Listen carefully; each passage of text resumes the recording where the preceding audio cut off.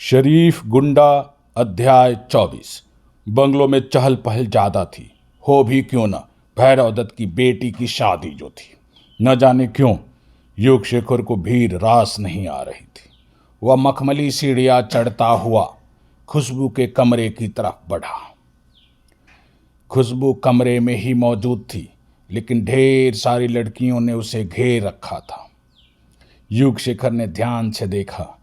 नैशा और रचना भी मौजूद थी। दोनों ने युग शेखर को देखा। दोनों के चेहरे पर हवाइयां उड़ने लगी। एक तरफ दो सुंदर सी मॉडल खड़ी थी, जिनमें से एक फिल्मी दुनिया के ब्यूटिशियन थी तो दूसरी ड्रेस डिजाइनर। युग शेखर को अटपटा लगा। क्या बोले, कैसे बोले। उसने खुशबू को इशारे से अपने पास बुलाया। खुशबू आगे बढ़ी। युग शेखर कमरे से बाहर निकल गया। खुशबू भी उसके पीछे पीछे कमरे से बाहर आ गई। मिस खुशबू, अब मैं आपसे जो कुछ कहूं वो आपको तब तक मानना है जब तक आपकी शादी नहीं हो जाती। आप मेरी बात मानेंगी ना? युग शेखर ने पूछा। आप बोलिए, मैं आपकी सब बात मानूंगी, खुशबू शांत लहजे में बोली। गुड। अब से, बल्कि अभी से आप किसी दूसरे के हाथ से दिया हुआ पानी भी नहीं पिएंगी। आपके पास भीड़ में एक लंगड़ाती लड़की है, वह मेरी असिस्टेंट है। आपको कुछ भी खाना पीना हो, पहले उससे परमिशन लेकर ही खाना पीना होगा। आप समझ रही हैं ना मैं क्या और क्यों बोल रहा हूं? उसका नाम सिमरन है, बाकी बातें वो आपसे कर लेगी। युग शेखर बोला और बिना खुशबू का जवाब सुने वहां से पलटा और तेजी से बाहर की तरफ बढ़ने लगा। खुशबू से टकटकी लगाकर देखती रही जब तक कि वह आंखों से ओझल न हो गया। वहां से निकलकर युग शेखर गेट के बाहर लगे चेक पोस्ट की तरफ बढ़ा। उसने पलटकर एक बार बंगलो की तरफ देखा। बंगलो दुधिया रोशनी में से चकाचौंध हो रहा था। पुलिस चेक पोस्ट के पास कारों का तांता लगा हुआ था। एक बार फिर से युग शेखर को नर्वसनेस महसूस हुआ। वह चेक पोस्ट तक पहुंचा। चेक पोस्ट पर उस समय 5 पुलिस वाले तैनात थे, जो कि मुस्तैदी से कारों की जांच कर रहे थे। इक्का दुक्का बाइक सवार भी आ रहे थे, जिन्हें भी पुलिस वाले जांच कर रहे थे। युग शेखर को देखकर सभी और सतर्क हो गए। युग शेखर आगे बढ़ा। तभी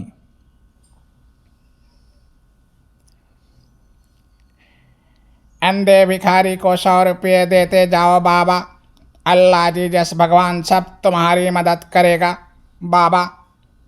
एक फटेहाल भिखारी भीख मांग रहा था। सब ठीक तो है भिखारी बाबा, कोई संदिग्ध तो नहीं दिखा? युग शेखर फुसफुसाया।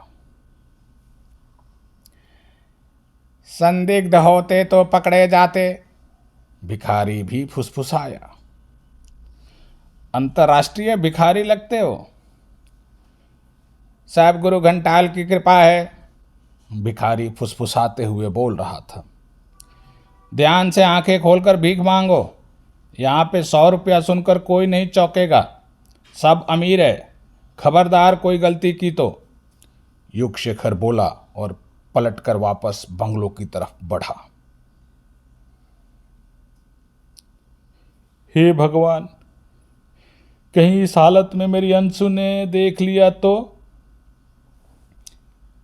नहीं पहचानेगी।